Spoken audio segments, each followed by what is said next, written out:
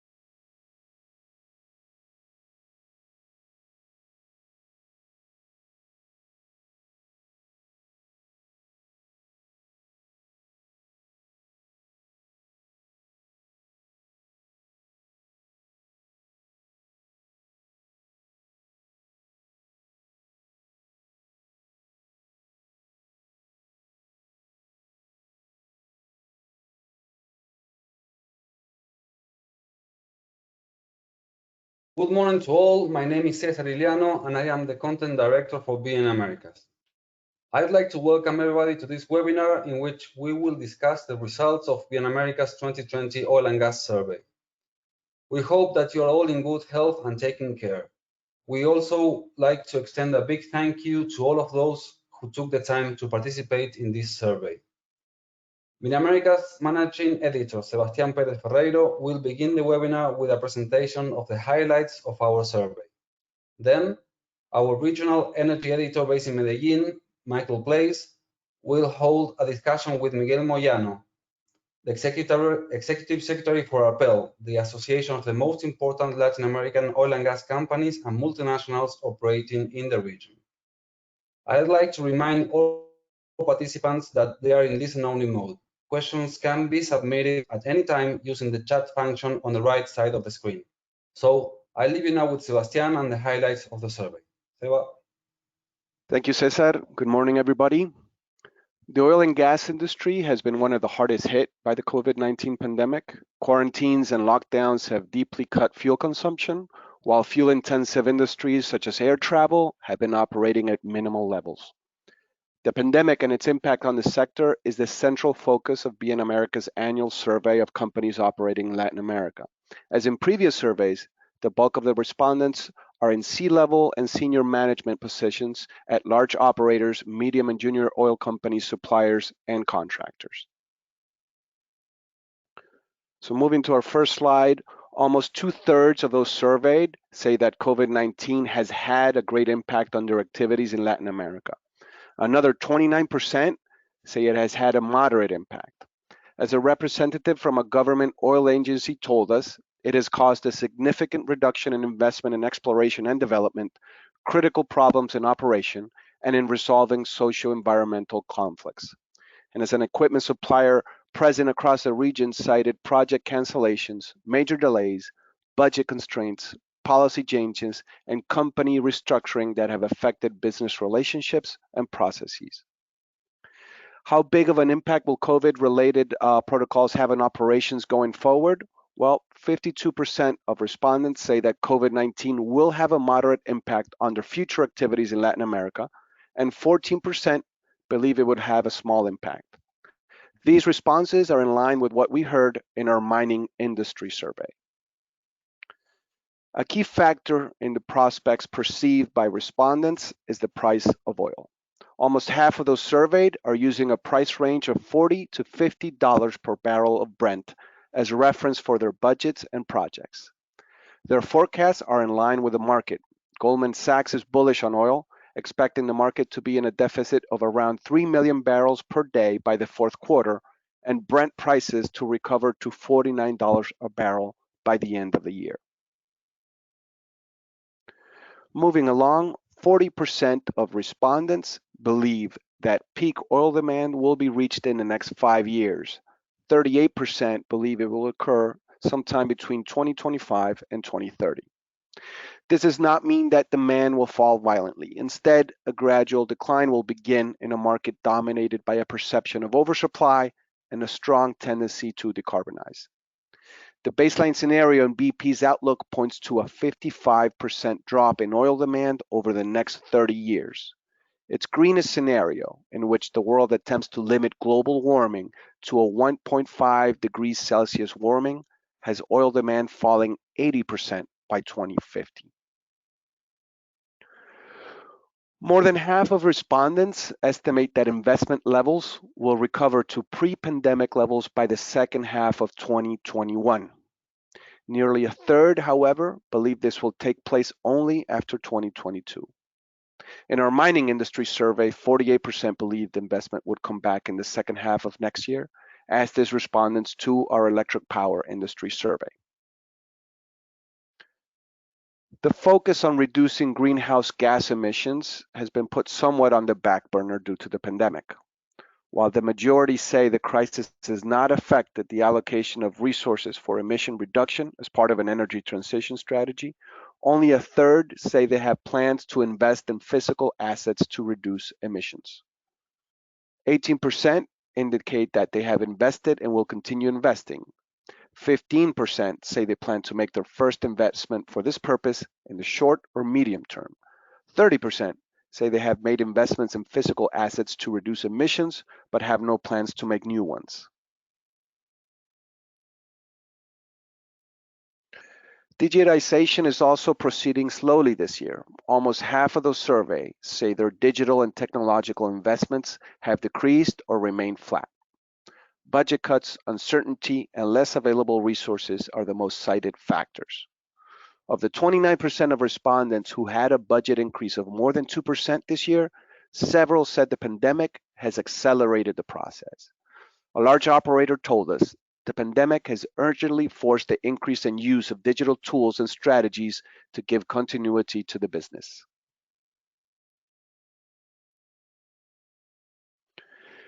In this context of uncertainty about demand and price, almost 2/3 of respondents expect a more moderate or big reduction in oil exploration in the short and medium term. The change in the rules of the game, as is feared in Mexico, and the socio-environmental opposition to oil operations are some of the factors that discourage investment and exploration in Latin America. A recent BN Americas report showed that multinationals bore the brunt of the panic generated in March by falling prices. A likely medium-term exception is Pemex, which faces a difficult scenario to finance its project budget. National oil companies have invested 17% of their upstream budgets in exploration in recent years, compared to 8% for majors, largely because that decision has a political mandate. Almost 2/3 of respondents believe there will be an increase in the purchase of goods and services from local suppliers in the countries where they operate. In that sense, Mexico and Brazil are perceived as the best prepared to provide goods and services to their local sector. In Mexico, the construction of the Dos Bocas refinery is cited as one of the factors driving the local supplier market, whereas in Brazil, there's legislation that requires compliance with local content for projects in the sector.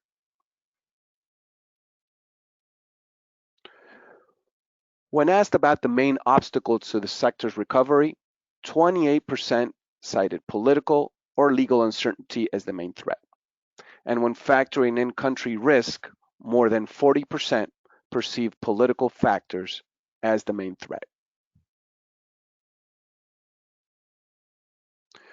Finally, Colombia and Brazil are perceived as the countries with the best conditions for investments in oil exploration and production in the short and medium term. The emergence of Guyana is interesting. It is cited by 9% as the country with the best investment climate. ExxonMobil's significant discoveries offshore Guyana have put the country on the industry map, also benefiting its neighbor, Suriname. One contractor told us, Suriname is a virgin market and politically more stable than its new rich neighbor. In the case of Mexico, the government's nationalistic rhetoric has not entirely dispelled interest from the industry. Given its proximity to the oil areas of the United States and the need to recover its production. As one contractor told us, Pemex has the need to maintain or restore its reserves for which it needs to invest. And these are the main highlights of our survey. Cesar, back to you. Thank you very much, Sebastian. That was very interesting. As we announced before, our regional energy editor, Michael Place, will now hold a discussion with Miguel Moyano, the executive secretary for ARPEL, the association of the most important Latin American oil and gas companies and multinationals operating in the region. Audience members can write their questions on the chat window of the tool, and we will try to get to audience questions. Michael? Thanks, Cesar, and thank you to Miguel, who is joining us from Montevideo. Miguel, welcome.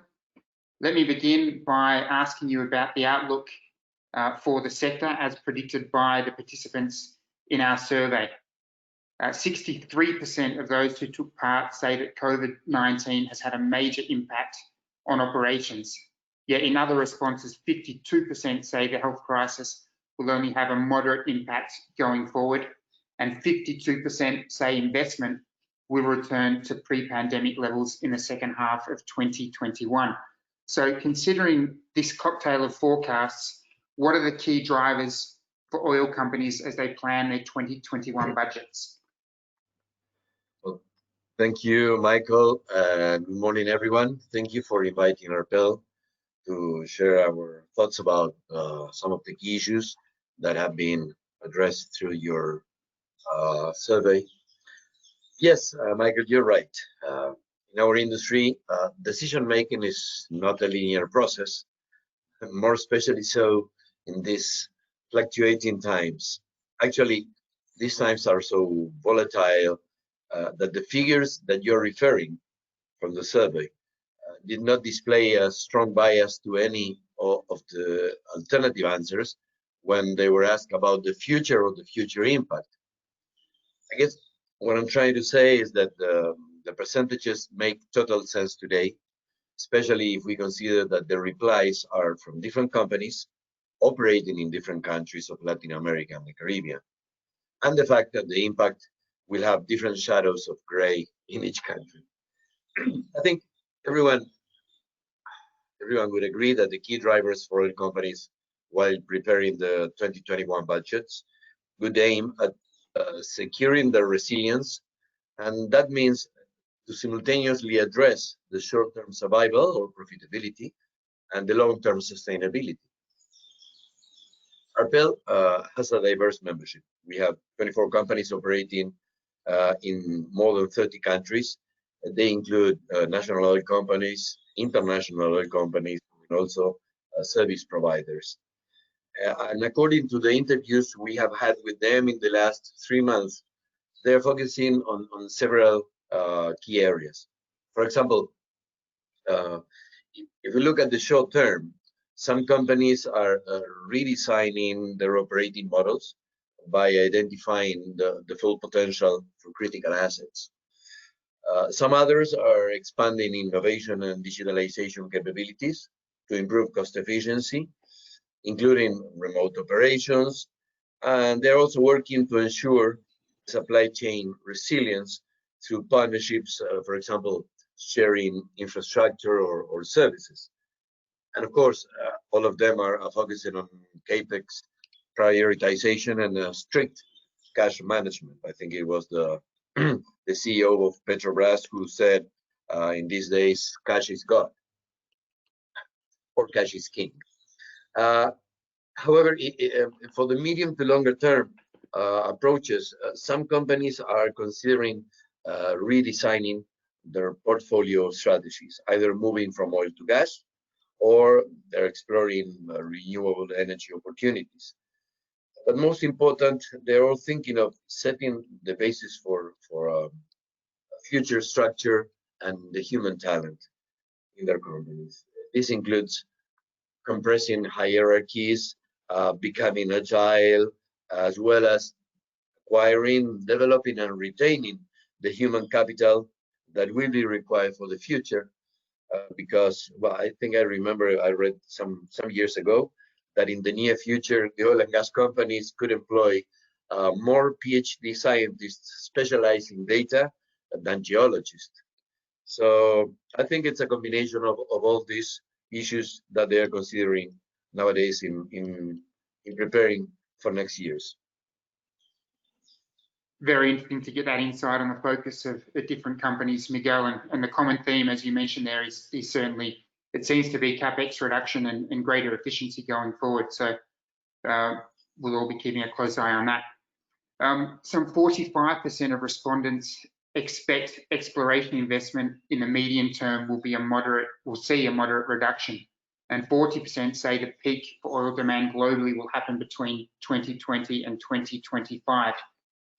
Added to that, in its annual outlook report published last week, BP said that crude oil consumption may never recover to pre-COVID-19 levels, citing the effects of the health crisis itself and also an acceleration of the energy transition that was already evident before the pandemic hit.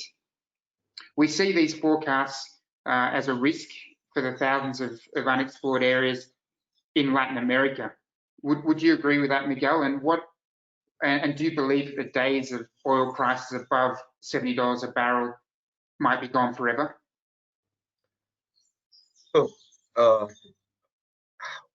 I think that the risk of living unexplored areas without being able to monetize the hydrocarbon resources that will remain beneath the surface has been always known by producing states. They always knew what Saudi prince once spoke out loud, and that is that the oil age would come to an end, not because we have lack of oil. So, however, from a regional perspective, it's worth recalling that Latin American and the Caribbean economies rely heavily on revenues from their oil and gas resources as an important source of income. So this means that the states will struggle, and they're actually doing it, right, already. They're struggling to identify strategies that encourage the exploration of new areas, providing the required incentives for operators to remain interested in the exploration of oil and gas while they prepare their economies for new or different energy matrix. However, there are alternatives to exploring new areas that some countries of the region are also considering, and that is the support to develop mature fields, which are depleting at a 6% annual rate. And they can increase their recovery factors between going from 30% up to probably 60% recovery. The estimates that we have in ARPEL for Latin America and the Caribbean is that the mature fields account for approximately 70% of the regional oil production. So there is a huge potential to increase the recovery from existing producing fields without running the risk of new exploration. So, however, if we are moving into this direction, we need to consider two important things to keep in mind. One is that most enhanced oil recovery production projects are benefited from some sort of government incentives, right? And two, it is important that industry take full advantage of the advances in technology and the potential for digitalization to generate a better understanding of the subsurface strategies. So if governments and industry work together, they can accomplish common objectives. And that is what we do and promote in ARPEL. Now, regarding your second question, I must say I'm a bit skeptic on oil price forecast. Many consulting firms develop forecasts and outlooks trying to predict the price of oil for the short, medium, and long term. And this is important because this is crucial input to forecast economic activity growth by governments and, of course, for companies to develop budgets. Don't misunderstand me. I respect the scientific rigor of the forecast, but the experience tells that these forecasts have hardly been accurate. Okay. In any case, if I need to answer the question, Michael, I would say that the future oil price volatility may have peaks of $70 a barrel and even above that. And this volatility may derive from the potential supply-demand disruption that may be originated from the lack of investments in oil and gas exploration, and that it was expected by the respondents to the survey. So I think it's a matter of going back and forth in this issue. It certainly is a guessing game trying to predict oil prices, that's for sure. Just as in the Being America's Electric Power Survey, almost a third of our respondents said political or legal uncertainty is the biggest threat to the oil and gas industry's recovery. The fear of a second wave of the pandemic was in third place. What do you feel this answer shows? Are there what are the worst case scenarios in your view, Miguel? Well, that's something we've been following as well when the pandemic starts here. I mean, so far, and of course, with the pandemic control and the sanitary measures for the society as top priority, we have seen that the governments and regulators in the region have been taking a series of measures designed to mitigate the impact of harsh oil price recession, of course, on operators. So to evaluate these measures, what ARPEL did in May this year, we developed a report in which we describe what the governments of Latin America and the Caribbean were doing to support the sector during the crisis in order to continue developing its hydrocarbon resources, and of course with it, their economies.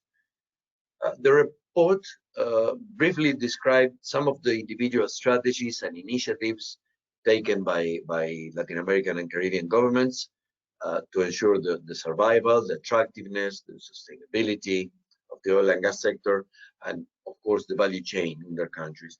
So since we released the report some 4 months ago, the Latin American and Caribbean governments have been increasingly developing strategies, numerous miscellaneous strategies to support the short-term survival and the long-term sustainability of the oil and gas industry value chain in their countries.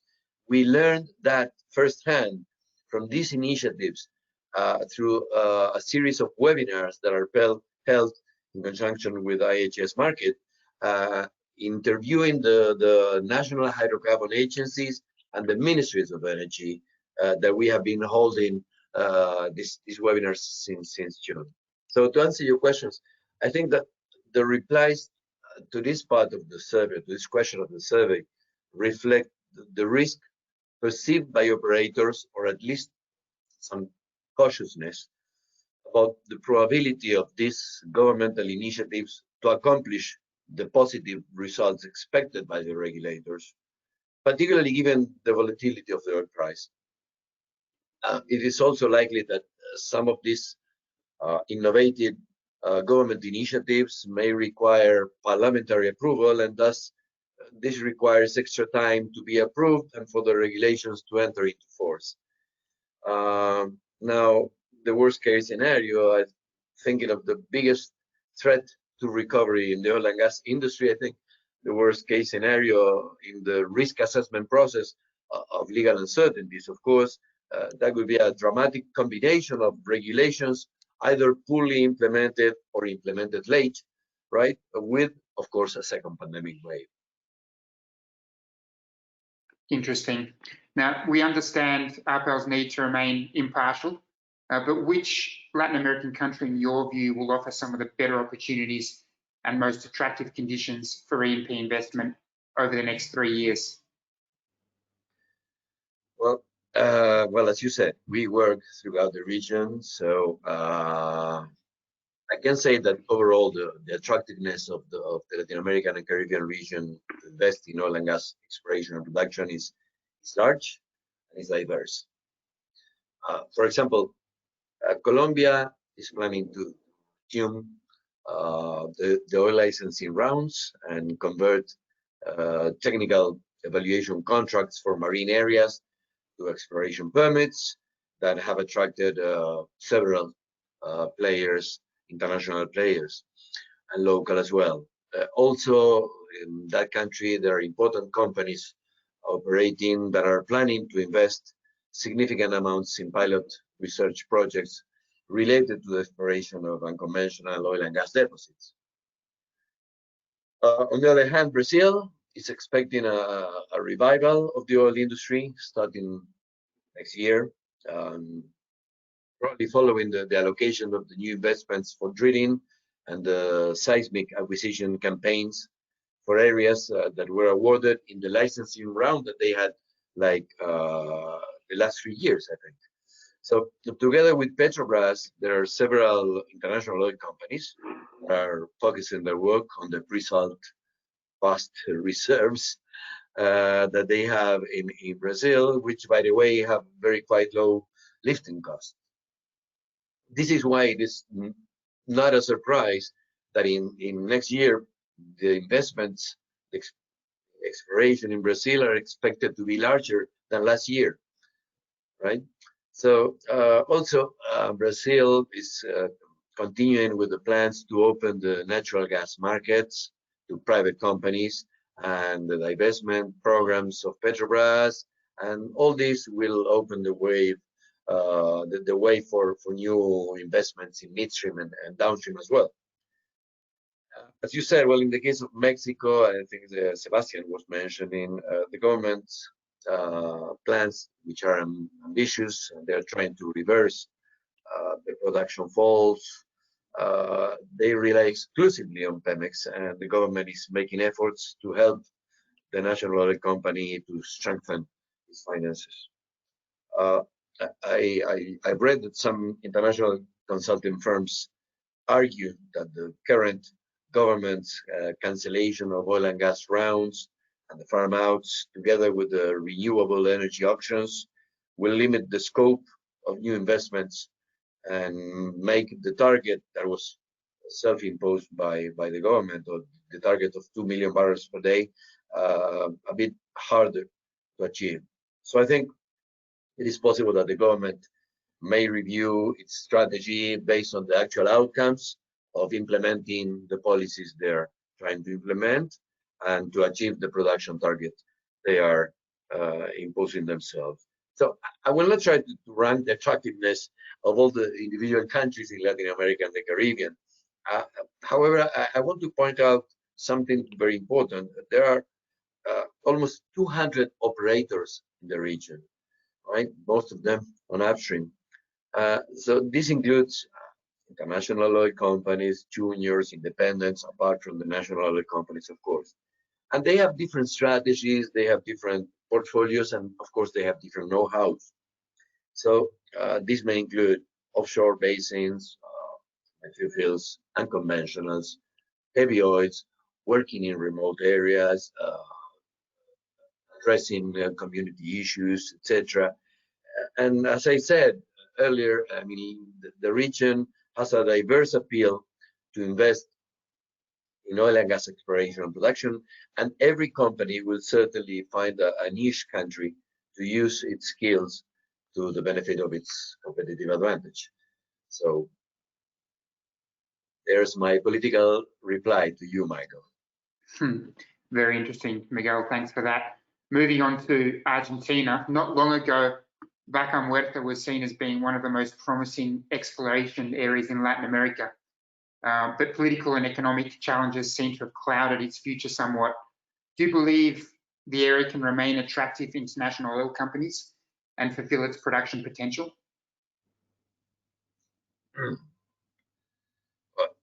Yes. I mean, we have to recognize that the crisis hit Argentina very strongly from the health and the economic points of view, and that the oil and gas sector has been strongly impacted. However, Michael, this has been the case for the oil and gas industry worldwide.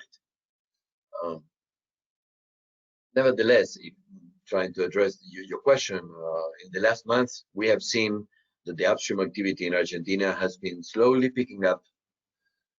Production costs have been decreasing in Vaca Muerta, and some analysts indicate that as long as the Brent is above $30 a barrel, the most developed parts of the Vaca Muerta would again start making economic sense. The Argentinian government is about to implement its plan to stimulate also natural gas. And once the crisis is over, it is very likely that the plans to develop the full potential of Vaca Muerta may be realized by all the companies operating in what is one of the world's largest shale gas reserves. And several of these companies are major international players. So why do we say this?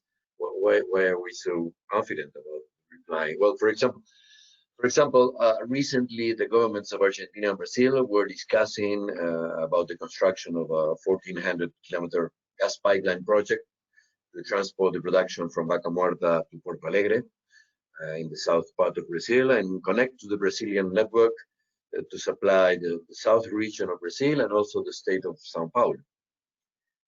Okay, funding of this project may seem difficult in the short term during these times of crisis, but I'm positive that it will eventually be achieved because it makes economics, it makes perfect sense.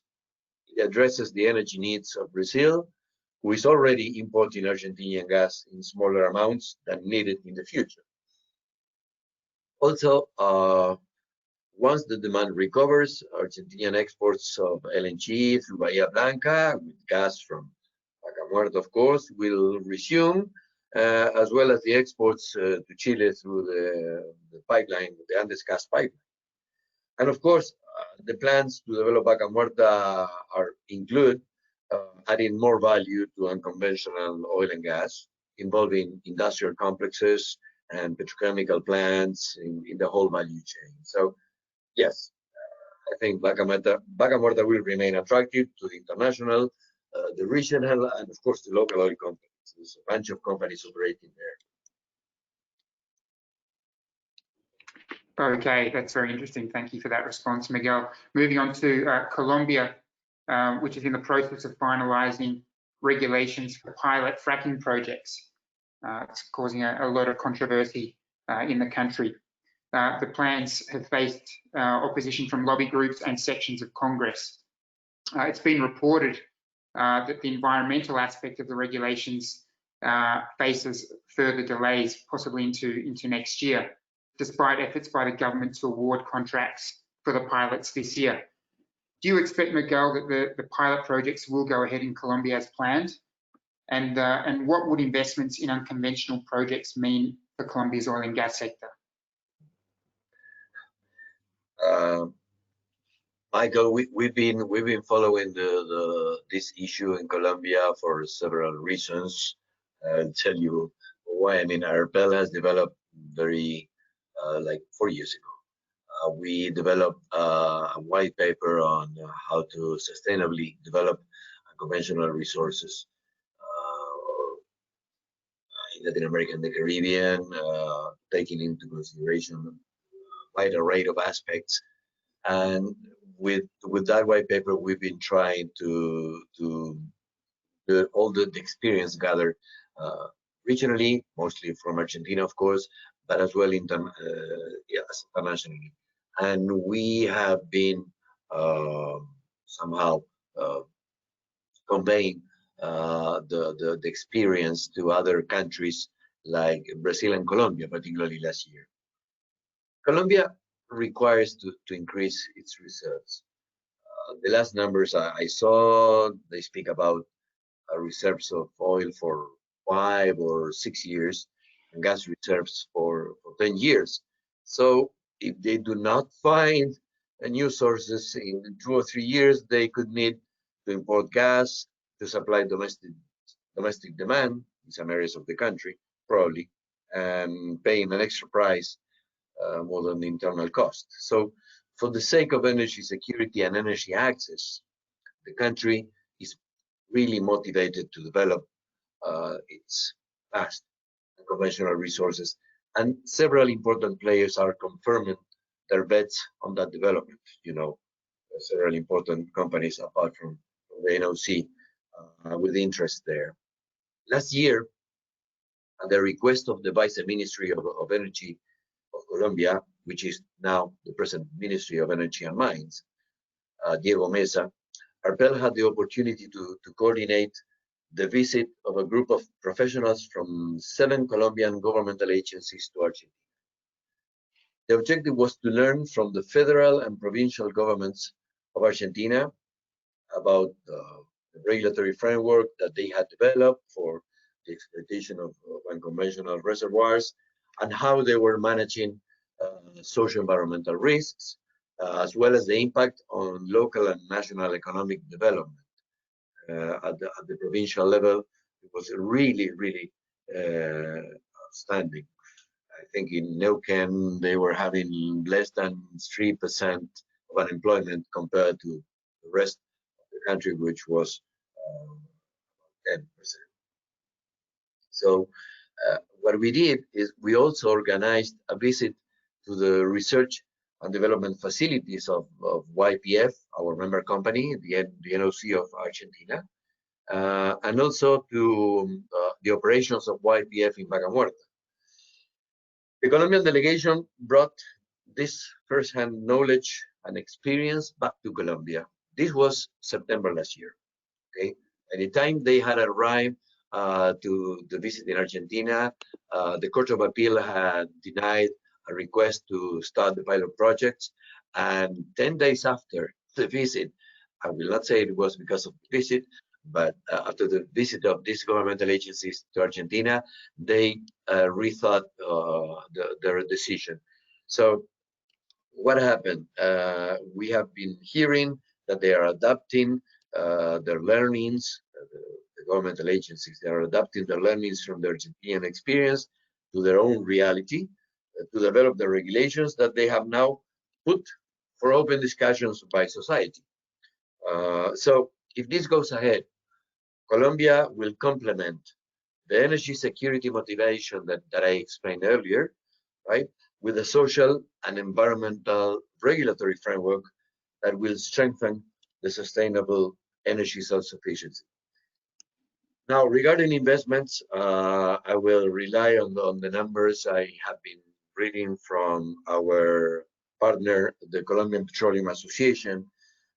We have a cooperation agreement with them, and they estimate, I think, that they could be attracting like $5 billion on annual investments, and that would increase the production, might increase the production to up to almost 500 million barrels of oil per day. But the most important thing, I think, is that this would help to increase Colombia hydrocarbon reserves, which are declining. Very interesting. And I think that also responds to one of the questions we had from one of our attendees about why Colombia is such an attractive country for investment in oil and gas. I think you've answered in that question also in one of your earlier responses. That the main theme, I think, is that the need to boost reserves and the fact that government recognises that.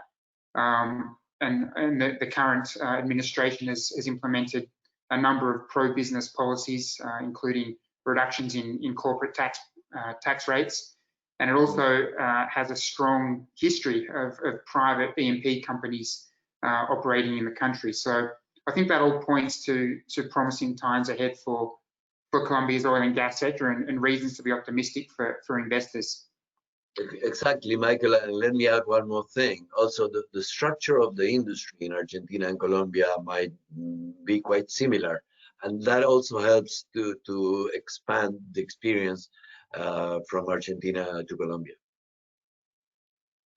Excellent, excellent. Okay, so moving on to the Caribbean region, the northern tip of South America, how could rising Guyanese oil production impact the region's energy dynamics, especially considering existing and potential new synergies with neighbours such as Trinidad and Tobago and Suriname?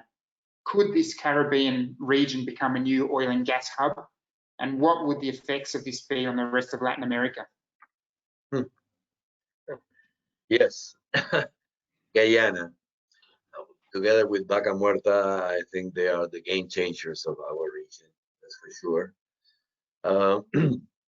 Well, with the beginning of oil production, the Lisa offshore field in Guyana, well, the majors, the IOCs, all the big oil and gas companies are very attentive to the progress of this booming exploration segment in the Guyana-Suriname basin. Today, Guyana is producing 100,000 barrels, but it's expected that in the next years they will surpass 1 million. Some say they will become the second largest producer in the region. And hopefully this is going to create a positive impact in the country, that's for sure. Regarding its neighbor, Suriname, well, Suriname has also been successfully promoting the offshore, and its national oil company, which is Staatsolie, which is also a member of ARPEL, they have recently announced new discoveries, together or in conjunction with other companies. And these findings can make Suriname and Guyana synergistic partners, that is for sure. From the logistical point of view, seismic boats, drillings, transportation terminals,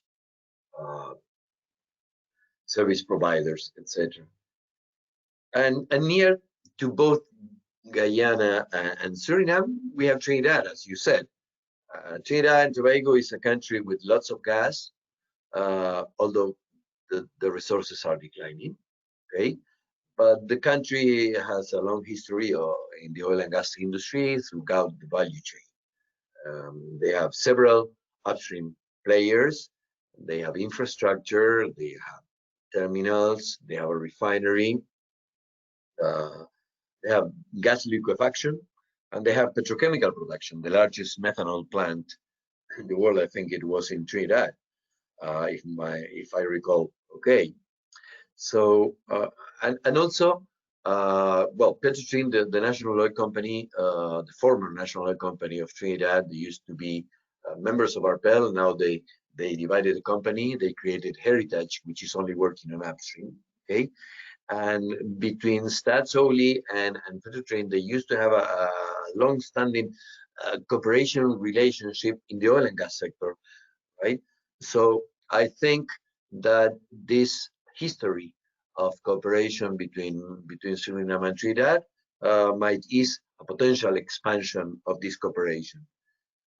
So yes, these combinations altogether, they might find very good synergies. If we consider all this, the fact that these three countries are, as we were saying, at the heart of the Caribbean market, they're somehow close to Europe. They're not far away from Asia, considering this Panama Canal close there. I think that the basis for developing synergies are on the table. Great. Moving on to our last question for you, Miguel. Only 37% rather, of the survey respondents increased their budgets in 2020 for investments in new technologies and digitalization. And 1 out of 5 companies actually reduced their budgets in this area. However, sometimes technology and digitalization are said to be the silver bullets, so to speak, of industry survival and sustainability. What are your thoughts about these results, and how can technology actually contribute to optimize the short-term profitability and long-term sustainability of the Latin American and Caribbean oil and gas industry? And added to that, what are the challenges ahead? Thank you, Michael. I'm glad we moved also a bit into this part with the survey on technology, and moving a bit ahead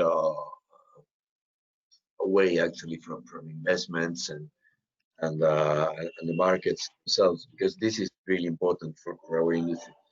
In general, if we consider the trends worldwide, upstream and downstream companies are using new technologies. They are embracing digitalization to achieve cost savings. They're increasingly using data analysis, cloud computing, digital twins, predictive maintenance, very important, and many others. So our sector is strongly collaborating with the big tech companies to transform their business with a strong focus on digitalization. And that's a topic we in ARPEL are addressing very strongly and have prioritized for our work plans next year. Now, why the results? The results of the survey. The replies in the survey may be reflecting a typical industry expectation when the oil prices are so low as they are now. However, there may be other reasons we could think of why the Latin American oil and gas companies may not be investing in innovation and technology as much as we would anticipate. One of the big barriers, I think, to greater digitalization is lack of required skills. You know, I mentioned earlier the issue of human capital. The battle for skilled human capital is not only within the sector, but also with other parallel industries where some specific skills are also required. And in Latin America and the Caribbean, this is a real problem.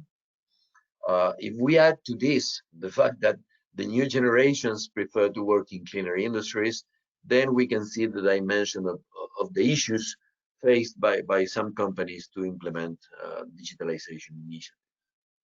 Of course, there may be other barriers to digitalization, innovation, and in implementing new technologies. Might be lack of senior management awareness, lack of funding, or cybersecurity concerns, or others. Arpel has a very strong work on cybersecurity as well. So we were setting the basis for a prerequisite of digitalization, of the digitalization work that we are going to start this year. Now, if we look at the long-term sustainability, right, not only the short-term, right, the oil and gas companies have a significant challenge. The world is shifting towards clean energy transitions. We all know that. And companies have to balance their near-term returns and simultaneously address or think of reducing their greenhouse gas emissions if they want to remain accepted by society. And so in Latin America and the Caribbean, the state-owned companies are responsible, this number to remember, the NOCs are responsible for more than 70% of the oil and gas production and 90% of the refining, either alone or in joint ventures. So they have a responsibility in these emissions, and they need to consider this very strongly. Also, they have the largest reserves. So some national oil companies may be high performers. I'm not saying all of them are equal. We have high performers in the issue of innovating technology for emissions reductions. But many others are very, I would say, weakly positioned to adapt to the future cleaner energy production requirements, something that will require technology, know-how, and of course, investments. So I would say that this is a yellow alert for governments and industry alike, and they should start addressing this right now. Excellent, and that directly addresses one of the questions we had about if the pandemic has accelerated and will accelerate the energy transition. I guess you touched on that there with the need for new technology and the need to transition or to recognise the transition towards green technology. So thanks for that response. We have a comment from Dr. Jorge Leon, who's an energy economist from BP. He says, as you mentioned, we published our outlook last week on peaking oil demand. I'd like to emphasise that it doesn't really matter that much in the next 15 years or so. Bear in mind that investment in oil is still needed even in a Paris consistent world due to the decline rate from existing producing fields. He says he totally agrees with Miguel's point that industry might need to focus on managing decline rates from existing fields as opposed to exploring new areas. Thank you very much, Dr. Leon, for that comment. We have another question. We need to be quick because we're running out of time, but we have another question about Venezuela, whether there are any hopes to see them back on the business radar in the near or mid-term. My comment on that would be that Venezuela, as ever, is a huge unknown. It just really does depend on the political situation there, and if there can be political change, within the next 2 or 3 years, then perhaps we might start to see investments flowing in there, but they certainly won't be immediate. And the big difficulty that we've seen speaking to our our contacts there is that, that the sanctions placed by the US really makes it difficult for companies to do business in Venezuela, not only from an operating point of view, but also on the supply side. So I don't know if you have anything else to add to that Venezuela issue, Miguel? Geopolitics play a very important role here, but if we consider that they have the largest reserves, they cannot be ignored in the scenario of Latin America and the Caribbean. So yes, we are hopeful. PDVSA used to be part of our Pearl membership. Unfortunately, they resigned, but we're still in contact with their professionals. They are trying to keep up with this company, trying to be in contact, not be isolated, which is very important, and because that is what our Pearl promotes. So yes, we would hope that for the benefit of the country, of the society in Venezuela, they could revive again as the oil company and the major oil company used to be some 20 years ago. Very interesting indeed, Miguel. Thank you for that response and for all of your interesting observations about our survey and the outlook for Latin America's oil and gas sector. Our time has run out for this Q&A, I'm afraid. Thanks to all of our attendees for your participation. For those who didn't have their questions addressed, please contact us by email and we'll endeavour to provide an answer to you as soon as possible. Thanks again to Miguel Moyano, the Executive Secretary of ARPEL, for joining us today. We really appreciate it, Miguel. And with that, I'll pass it back to our Content Director, Cesar Iliano. Thanks, Miguel. Thanks, Michael and Sebastian, for your participation in this webinar. Again, we would like to thank all of you who took part in the survey. We also want to thank all BN America subscribers who joined today to the webinar. And for those that are still not BN America subscribers, we invite you to take a look at our web content at bnamericas.com. Thank you very much. Have a nice day.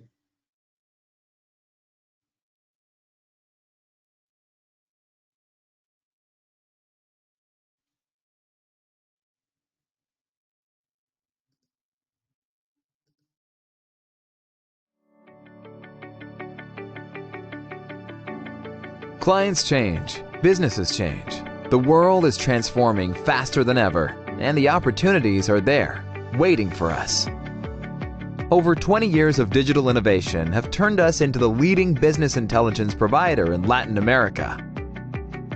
BN Americas has a database with thousands of industrial projects, company profiles, key contacts, news, reports, and data, all in one easy-to-use platform. Every day, more than 50 on-the-ground journalists and experts analyze the region's major industries. Explore projects that feature opportunities for your business.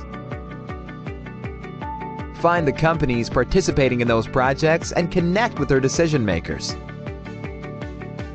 Make the best business decisions with all the facts and insights you need about the industries that are driving the Latin American economy. Get timely reports with the latest news about projects, regulations, and investments. Stay on top of the business trends. Find out what the risks and opportunities are for your business by reading the reports and analysis of our on-the-ground experts throughout Latin America. Redefine your business strategy and choose the path to success. BN Americas, connecting opportunities.